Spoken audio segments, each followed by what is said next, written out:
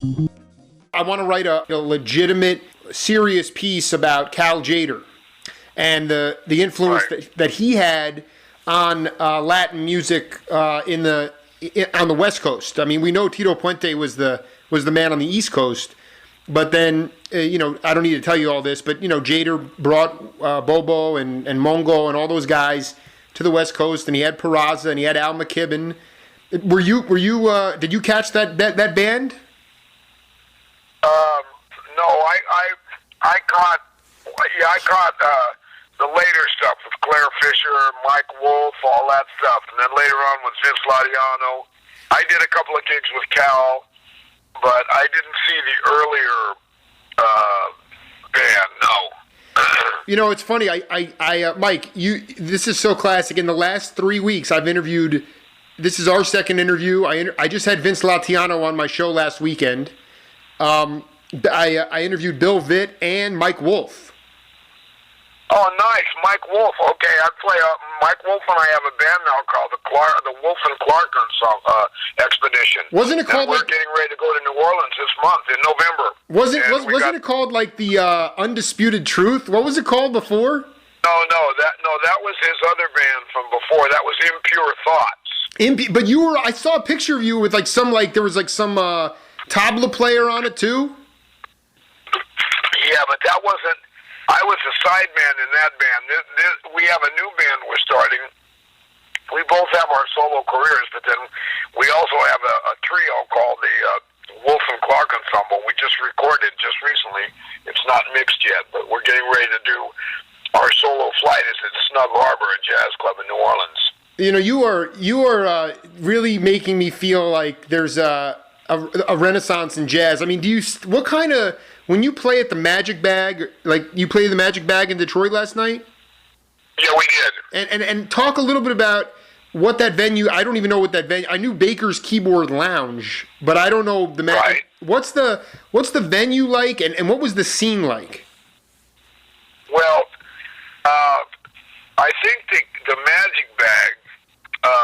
It's in about 15 miles out of the city, in Bloomfield Hills. Oh, that's the Ritzy area. That's the Ritzy area.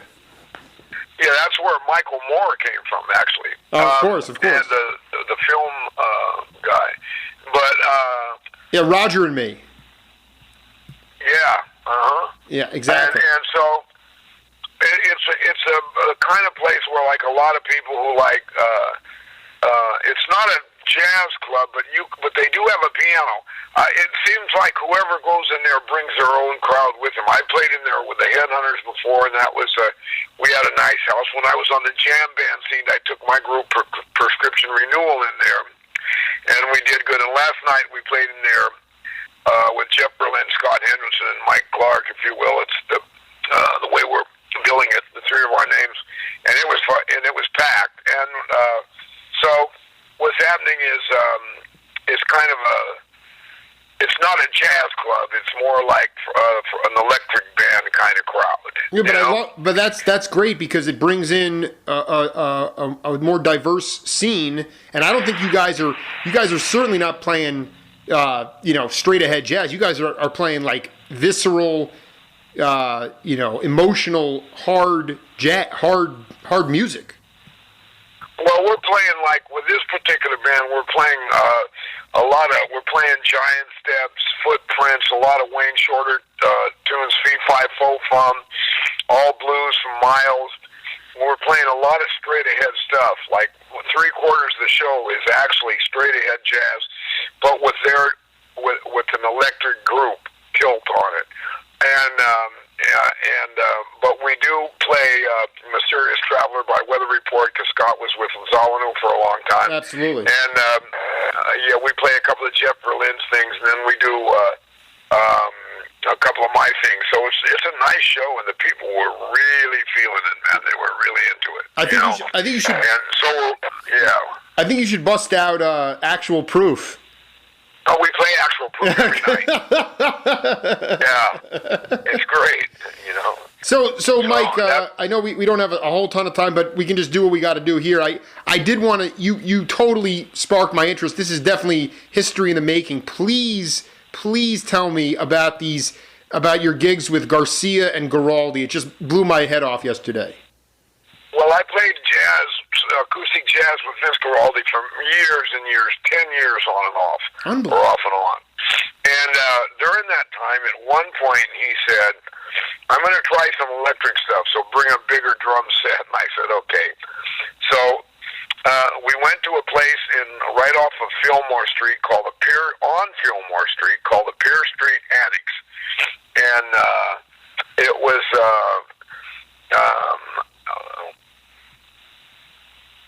it was a place where people tried new experimental stuff. So it was Seward McCain on bass, Vince Giraldi on piano, myself on drums, Jerry Garcia played with us 2 or 3 times, and a tenor player named Vince Denham. And we played music that sort of sounded like Vince's Brew. I don't think he meant it to go in that direction. That's just how it kind of came out. And we didn't have any tunes. We just got up there and jammed on different grooves. And also opposite us was a group with George Marsh on drums. Denny Zeitlin was playing, and I'm not sure who played bass. And they had an electric trio playing rock and roll, but very stretched out and very jazz-like. What year? Was this like 70? What year was this? I'd say this was 1969, 1970. Yeah. And so, and as far as you know, I'm going to be looking for recordings of this stuff. I assume there must have been some crazy taper there with Sennheiser microphones trying to tape this whole thing. Well, maybe that. Yeah, there should. Maybe Vince's son may have some of it. I don't know where he is, but he's in the Bay Area. I think he's in the Bay Area still. And then we did about 6 months worth of those kind of gigs, and then we went back to playing straight ahead jazz. Vince did, and Vince hired Ron McClure on bass, so we played with Ron for a while, and we even did a couple of those Christmas specials. I was on about 3 of those Christmas Charlie Brown things. Yeah, it's funny. I was bidding on Good Grief because of my dear buddy Carl Burnett's on that one, but I guess you're probably on the other ones. Well, I went in there and recorded about 3 days worth of stuff with Vince, so I don't know which one I'm on, but I remember way back then sitting home and listening to Charlie Brown. The thing, it came on TV, and I recognized my own drumming, and I went, "Oh yeah, that's me." And I mean, I have to ask you this. Please tell me you played at a club in Japantown called Gee-Go-Goo. Oh yeah, I played there many times. Because Vince told me the greatest story, I mean, to date, is that he in the 70s would play there with the 2 Filipino cats, Flip Nunez and George Murabus, and he played with Michael Howell on guitar. I mean, that's the sickest quartet ever. I'm like, I gotta ask Mike if he played at Gee-Go-Goo. I played a million gigs with Flip Nunez at the Gee-Go-Goo and Michael Howell on guitar. I also played there with Mark Levine, a Bay Area piano player. I played there with about a million guys that I somehow could never think of right now. I'm on tour in a van. I'm a little brain dead here, but I did the Gee-Go-Goo all the time. I subbed for Vince on there was a regular gig for those of us that lived in that area. We played there all the time, Can you talk? Oh, there was another guy from Oakland named Lonnie Hewitt, and I played there with Lonnie Hewitt a lot. Yeah, well, Lonnie Hewitt was Cal Jader's piano player for a while. Exactly. Yeah. And Lonnie had his own band, and Paul Jackson and I were in it. Mike, I would have been at every single show at Gee-Go-Goo if I could have. I mean, that blew my mind when he told me that. Oh yeah, it was a great room. You could really hear well in there. It was really wonderful in those days. I remember every gig I would go to, Vince would be playing usually within a few blocks or a few miles of. We were just working everywhere. Young guys, we were playing straight ahead jazz every night, and also experimenting with some type of, nobody called it fusion. It was just like some guy would show up with an electric instrument and we just play. And later on they called it fusion. So this is interesting. What was like the first electric instrument that showed up on the scene? Was it the electric bass, or was it the piano, or did it really matter? Well, for me, I think it was the electric bass and the electric piano. I mean, the guitar had been around for years, so you didn't consider that in that group because, you play jazz guitar. They were always electric guitars. But I remember I was playing with Woody Shaw, and at a club called the Both And Club. Oh, yeah, sure. A jazz club in the Bay Area.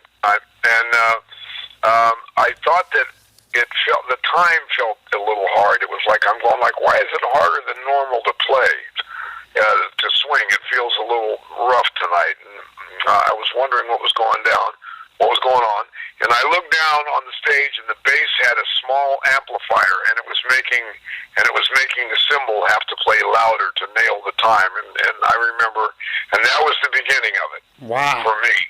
And after that, then pretty soon the Rhodes showed up. I played a lot of gigs with a Wurlitzer, but then pretty soon the electric bass showed up. And I liked a lot of that music, especially the funk stuff.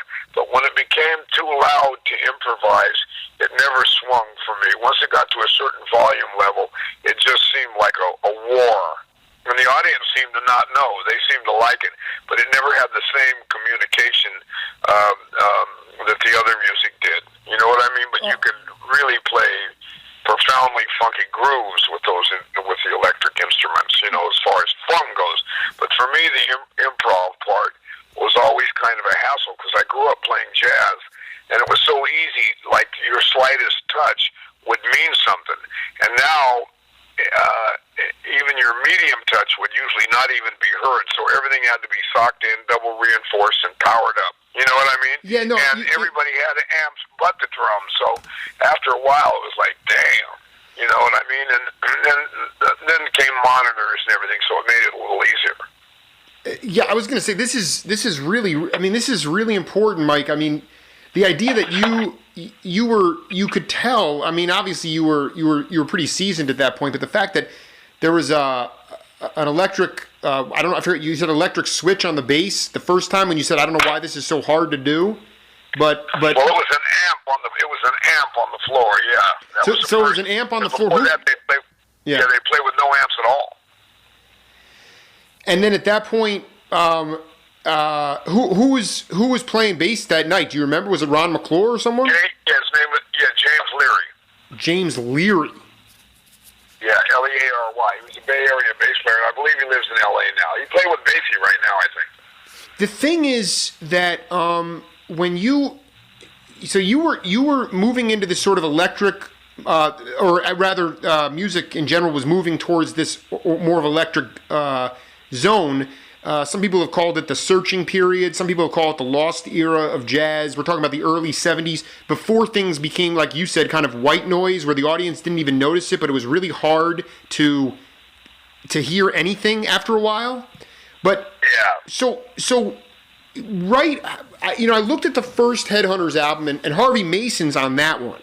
He's on that. Right. He's the drummer on that one. So how was it? Take us through how you got connected with Herbie and then got the gig for the future of the Headhunters. Well, I was living in Oakland, in East Oakland with Paul Jackson. We shared a house, and all the guys used to come over there and play with us. It was like the epicenter for all of the, musicians in the Bay Area over on the Oakland side anyway, and some of the guys from San Francisco. And we played constantly, and Paul and I were like best friends.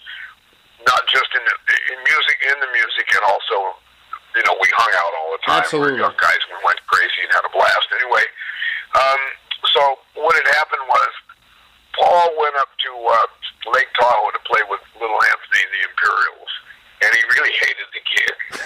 And Herbie manager saw him playing and said, I want you to come play with Herbie Hancock, and he did. Herbie really loved Paul. So Harvey Mason made the first record, and he had such a lucrative studio career going on. He was making so much money. He told Herbie, I'm not going on the road. When Herbie decided to tour and support the record, so he asked Paul, who do you know that can play this stuff? He said, well, the only guy I know that can play it, this kind of stuff, and bring something new to it is Mike Clark. So they tried Eric Gravatt and a couple other guys. Now, meanwhile, Herbie Hancock had been calling the house that we lived in to talk to Paul, and Paul was never there. So I'd answer the phone, and I'd have these really hour-long conversations with Hancock about, he likes to talk, so we talk about everything, world affairs, whatever. Right. And one day he goes like, hey, wait a minute, are you the guy that was playing with Woody Shaw? Yeah, he was like, are you the guy who was playing with Woody Shaw at the Boat Band? I go like, yeah. He goes, I think Paul said you could play some different kind of funk, or you have your own viewpoint or twist on the funk thing. I said, well, yeah, I can, and people say that. I say, in order for you to know whether that's true or not, you'd have to play with me. You make up your own mind. And he said, okay. He said, come over and play. So that afternoon, I went over and played with him. He hired me right on the spot. I didn't really want to take the gig. Really? I wasn't sure I wanted the gig because as a young man, I was only 24 or something, and I was making a really good living, much better money than he was going to pay me. I was making as a jazz musician in San Francisco. So I was getting to play jazz music, which is my passion. And I knew Herbie Hancock was so famous, if I went on the road with him and played this music, I'd be known for this funk, which was something I did every once in a while to make money. I like doing it, but not anywhere near like I like playing jazz. I mean, it's not even the same animal for me. All right. So I was kind of like, when he offered me the gig, I was kind of like him and hawing. I was like, I'm not sure. And I told him exactly what I just told you. These are my feelings about this. He goes like, well, I'm going to take you all around the world, and everybody's going to hear about you, and so that's what's offered here. You'll be well known and this and that, and I would like you to come do this gig with me because I don't know of anybody that's playing the style that I'm playing, and you seem to have your own voice, and that's what I'm interested in is musicians that don't sound like anybody else. So I just did it. He was such a nice guy, and he was such a famous guy and I was a young guy, and I thought about what he said. And so I did it. So I went on the road. Then following weekend, I believe, we left for Chicago, and we opened at the Black Knight, and that was it. So many things are running through my mind. Like, the reality is that money was so, in comparison to now, it was so different. Were you making that much more money playing jazz? Enough so that you really were? Yeah. Wow. And I didn't have to travel just up and down the coast if I wanted to. It's like, because Hancock wasn't paying any real money in those days. He was way in debt when I met him, like hundreds of $1,000s down. And so it wasn't a money gig. I was making better money in town, for sure. And playing in jazz. I didn't have to play any funk at all, unless I wanted to, And then, and I'm curious, this is so interesting, because, and you may not be able to answer this directly, but because it was so different, the music was so slinky and sly and funky, and it had its own grooves, and it was totally, again, you had Herbie Hancock's name, but I guess because of financial stuff, he was in debt. How was it being marketed? That's what I would love to know. How was it marketed to a younger, hipper group of people? Well, we toured constantly all year, and we played everything from little roadhouses to big joints, and that was one way. And in those days, the crowds were big, and people had money. They weren't hard pressed. And there was this marriage between jazz and rock and roll, and ours was a marriage between rhythm and blues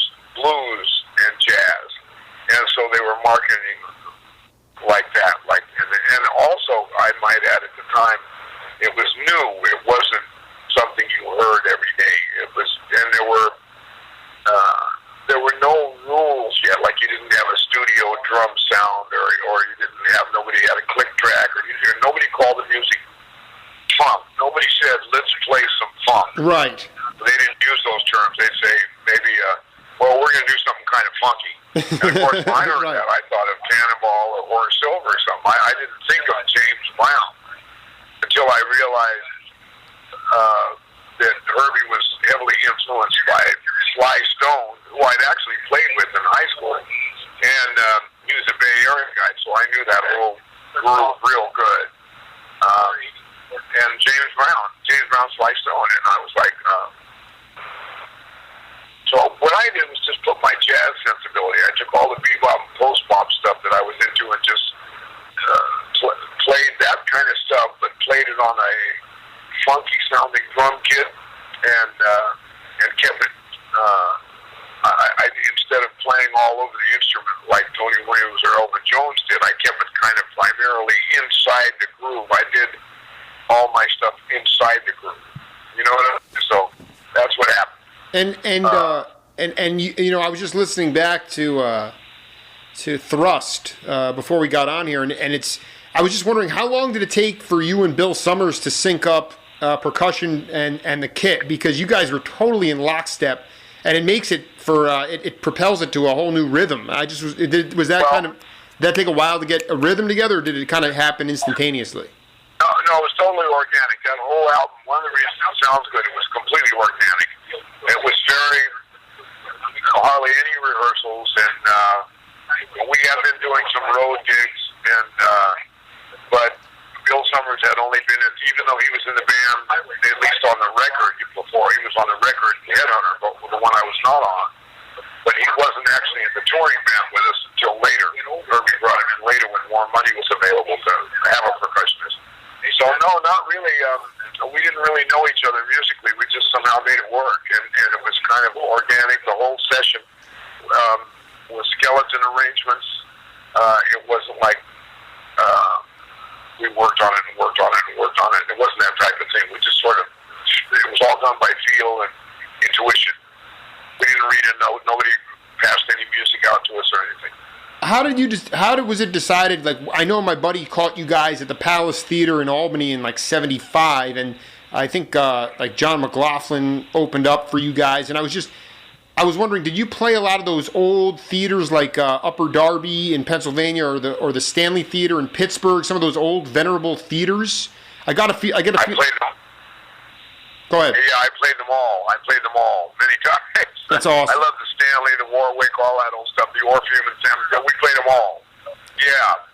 Can you for the audience, can you talk a little bit about what made I just through pictures I can tell they were built for, I think, vaudeville or like theater performances, and I just was wondering how it translated over from a music point of view.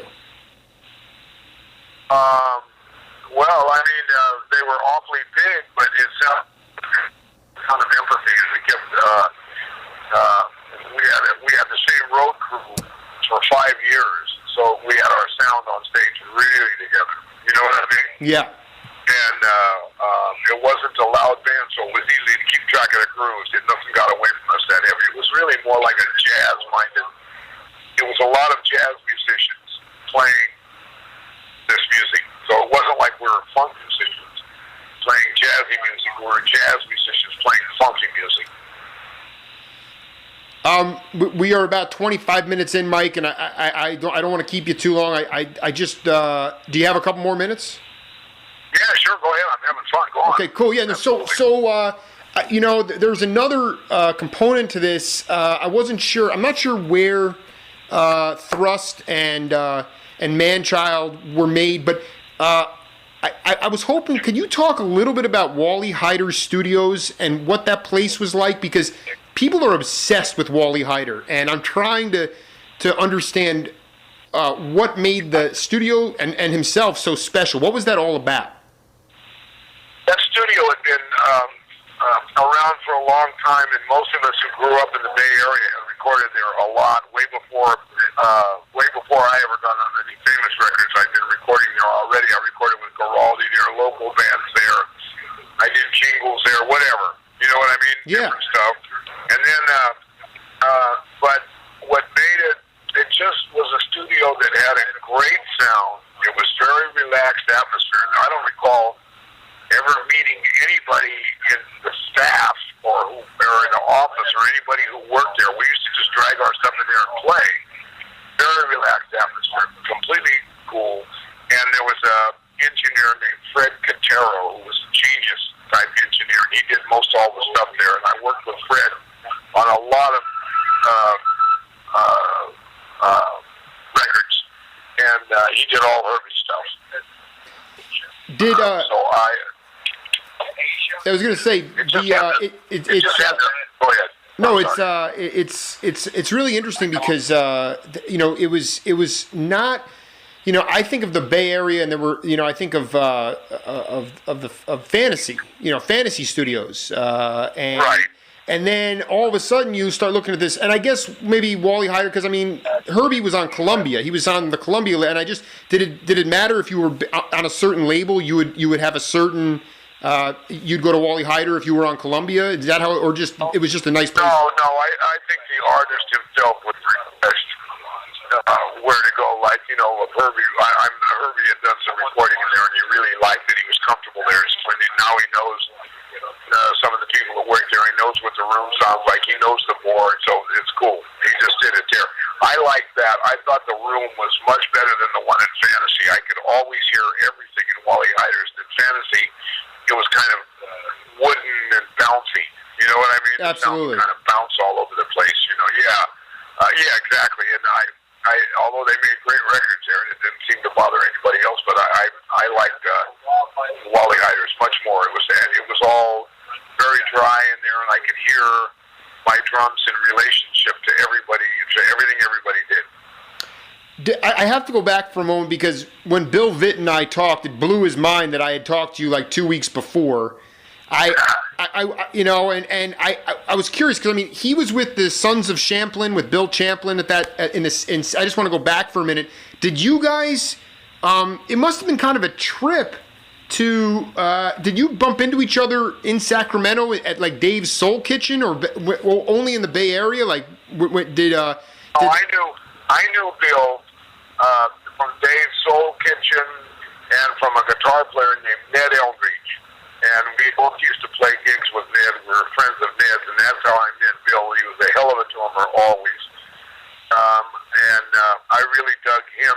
I really dug his playing, and we'd swap ideas and talk about drums, and we'd listen to jazz records like night and day when we were young and stuff. And then later when I moved to the Bay Area, I hadn't seen Bill in quite a few years, and I was doing a lot of jazz gigs, and I went into a club, I forget this club, a club that King used to play all the time in Vallejo, California, and there was Bill in there playing his ass off with the group, and he was really playing, man, and Bill was way into Tony Williams at that time, and so was I, so we were really checking out all this type of, all the newest, latest, all the newest, latest drumming,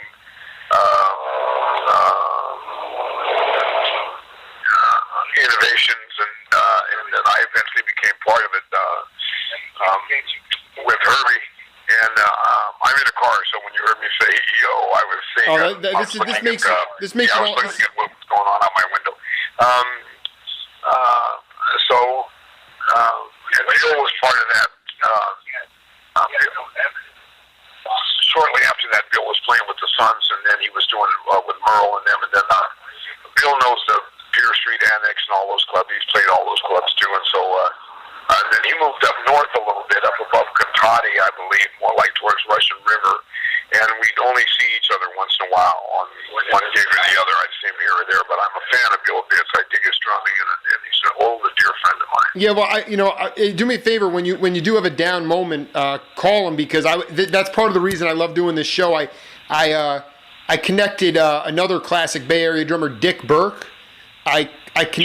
I connected him with a great guitar player from New York, Al Gaffa, and they reconnected after years of not. And they used to play at the Playboy Club in New York City in '65 with Larry Willis on piano. Anyway, it was just cool because I know that immediately Dick called Al, and like it was just sort of like a kind of a connection again. And those are the unquantifiable things that I like to do through these interviews. So. Give him a call when you can. He's doing really well, and but I was curious. Did like at the Keystone Corner? Did did like John Kahn, Jerry Garcia, Merle? Did the Headhunters ever play with them? Did you ever play on the same bill with Bill Vitt? No, I never played on the same bill that I recall what Bill did, but I remember hearing Linda Tillery in the loading zone there. I played a million. I was more of a jazz drummer at that time, so I played a billion jazz gigs at the Keystone. Like I'd get like all kinds from New York who would come through. I'd play with him, and the other drummer that would get all those gigs was the great Eddie Marshall, who just passed away. And but I never did any of the funk or the jazz type of shows at the Keystone. I never did any of that there. I'm trying to think. I played with Ton there with Giraldi, and I played there with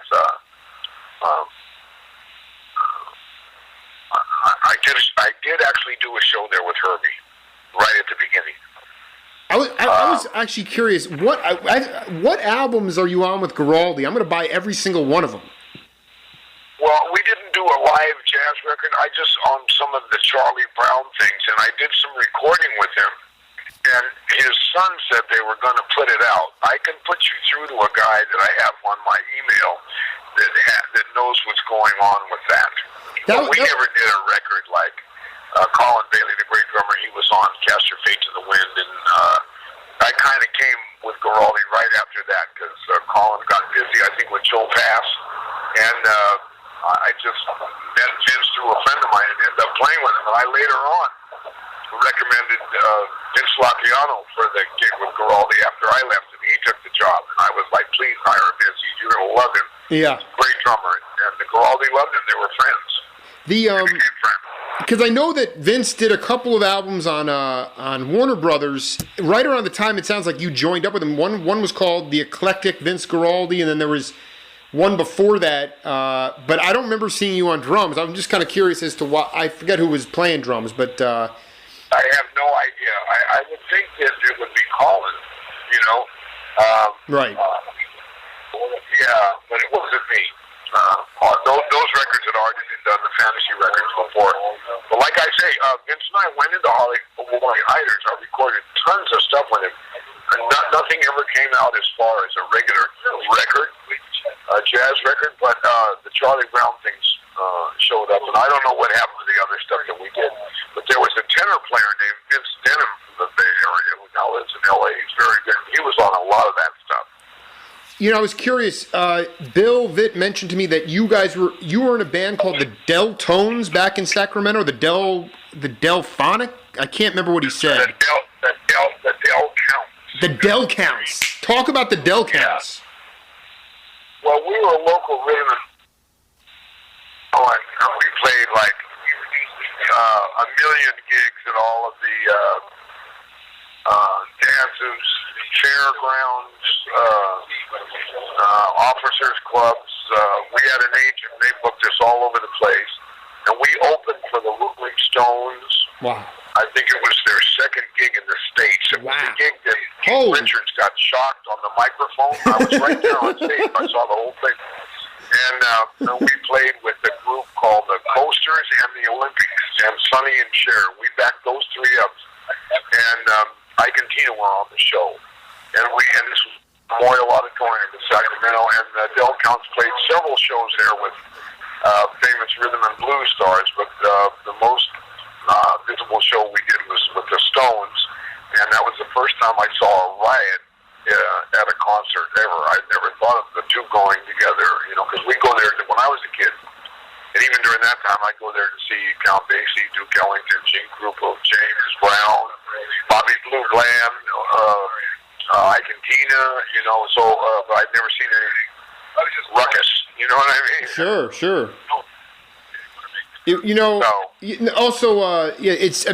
sounded like Bill said that just he would get out of a jam at 11 or 12, and then he'd run over to another club and play all night, and then walk out at 8 in the morning. Everybody's going to church, and he's going home to sleep. It just sounded like the Sacramento scene was buzzing at that time. Yeah, there was a whole bunch of places where you could do that. The Soul Kitchen. There's a place called the Gilded Cage. the Turf Club, the Momo Club, the Maharaja, a bunch of clubs. There was a great, great drummer up there named Ray Torres, who actually played drums on the R&B hit Hey Baby, and he's kind of the first guy any of us heard ever do the 16th note kind of funk thing. Really? And he didn't get famous for it, but he was the first guy. And I heard him do this in Texas way before he moved to Sacramento. But there was a real heavy music scene in Sac. You could play 5-7 nights a week if you want to, every night, all year, you know. And then I just got, I rose to the top of that scene like real quick because I came from there. And I went down to Oakland right away because there was more jazz being played down there. The jazz up in Sacramento used to be a lot of jazz rooms. They were closing and becoming rhythm and blues joints.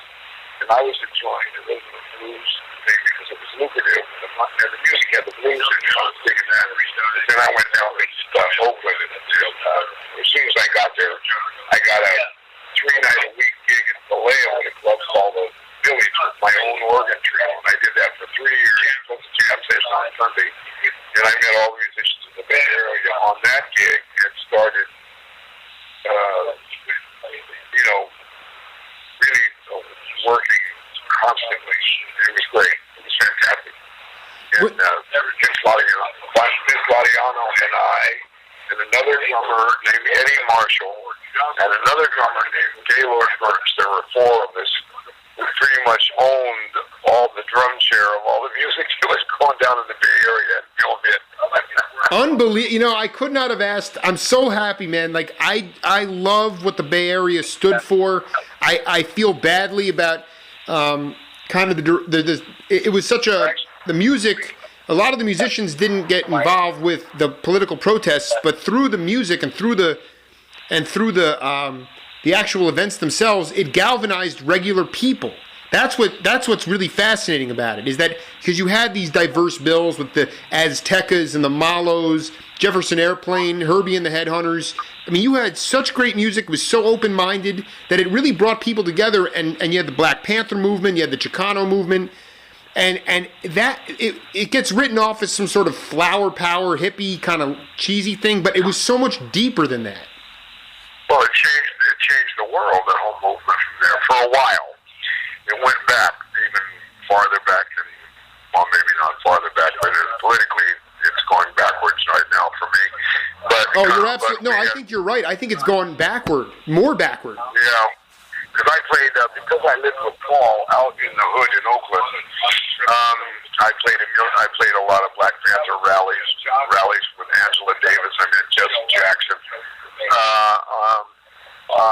Only because I was Paul's friend and they needed a drummer. He'd be like, "Come on." I'd be like, "Okay." And so I got to check out a lot of speeches. I got to hear a lot of stuff and learn a whole lot of stuff that I didn't even have the slightest idea was going on in our country. And I was outraged and it blew my mind. And so all of our music pretty much was a protest against all of the injustices that were going on and the war, of course, and the whole 9 yards. So we were really against any kind of bullying of people or any kind of, racism or any kind of ism. And that's what we stood for. And I think our message was heard. And, I marched in several protests. And anyway, I witnessed police beating up Black people in Oakland. I saw it with my own eyes. I wasn't just right out in my front yard practically. I was living in that place with Paul. And the music definitely was a raised fist about what was going on in our country and in our environment, and it was unfortunately that message seems to have been lost. Well, it's Mike, what happened is, like, this is my opinion, and you don't have to answer it. It's fine.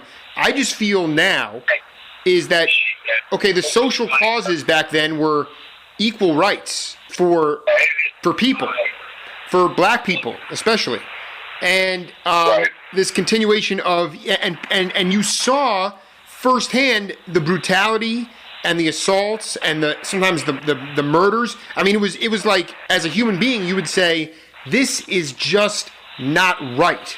And so people stood up for that and expressed it through the music. I think people felt emboldened by that. And there was also a women's movement going on, and there were other ethnic movements going on.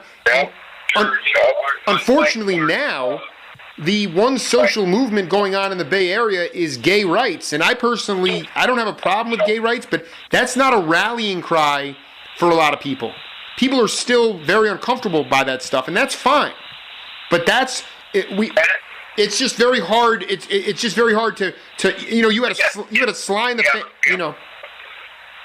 Go ahead. Right. Yeah, I hear you. Well, yeah, a lot of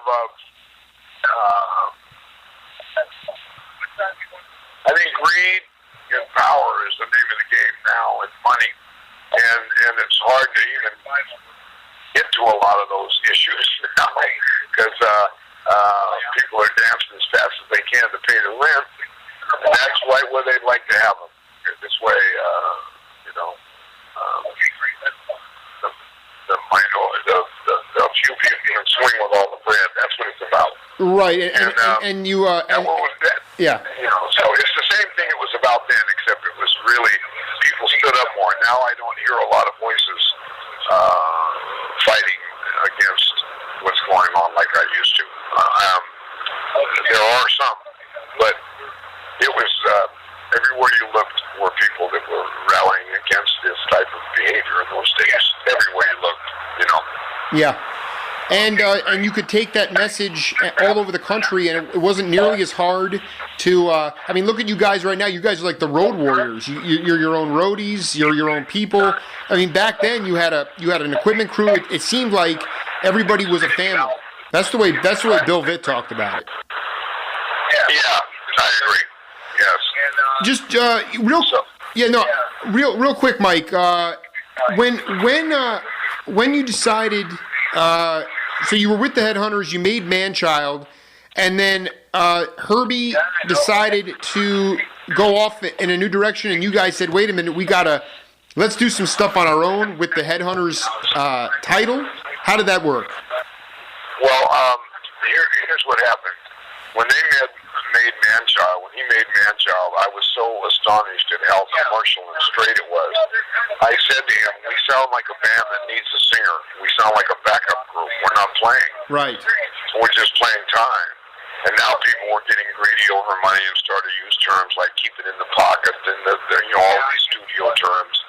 And people were starting to play, drummers were starting to play just straight beats all the way through a tune with instead of improvising, they were now relegated to playing what they called fills, which was just little ideas, and then whatever fills were on a hit record, other drummers would have to copy them.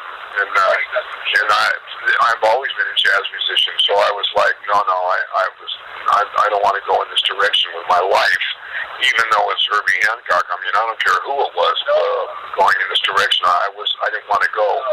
At that time, he said, well, we're going to make these records with the Headhunters. Why don't you do a couple of those?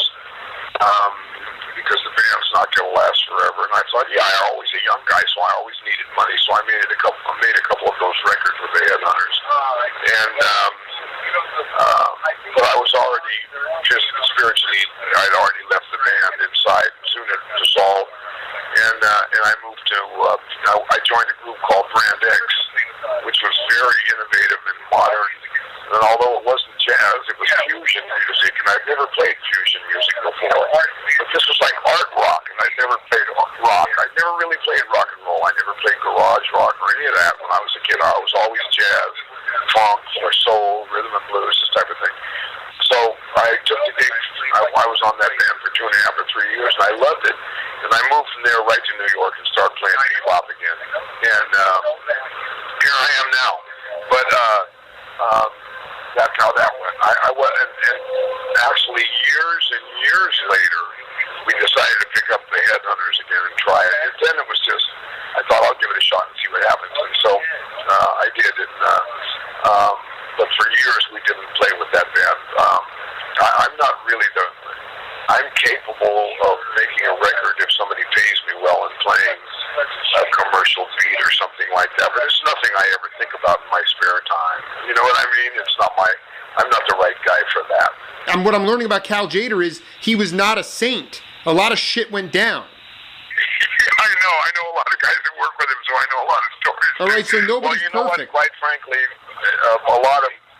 it's some old business. The guys from those age groups used to do that kind of stuff, and I think it comes from a desperate place, and especially in Benny's case, because what happened was when Wynton Marsalis came in and everybody went back to straight ahead jazz, he was unable to play changes and he didn't know tunes. He couldn't negotiate chord changes, and so unless he could get a funk gig or an out gig or some kind of jazzy out funk gig, he wasn't working for a long time. So I know he was a security guard. He was out of work for a long time, and then the funk thing started going again, and he found a way to get back in. And he also, has his own direction, which is more the outside type of playing. You know what I mean? Which is cool. It's like, I've played with Julius Hemphill and a lot of guys that play that style. So I'm not naive to the style or disliking of it. It's just like it really didn't fit in the Headhunters. It was something that was hanging over our heads the whole time.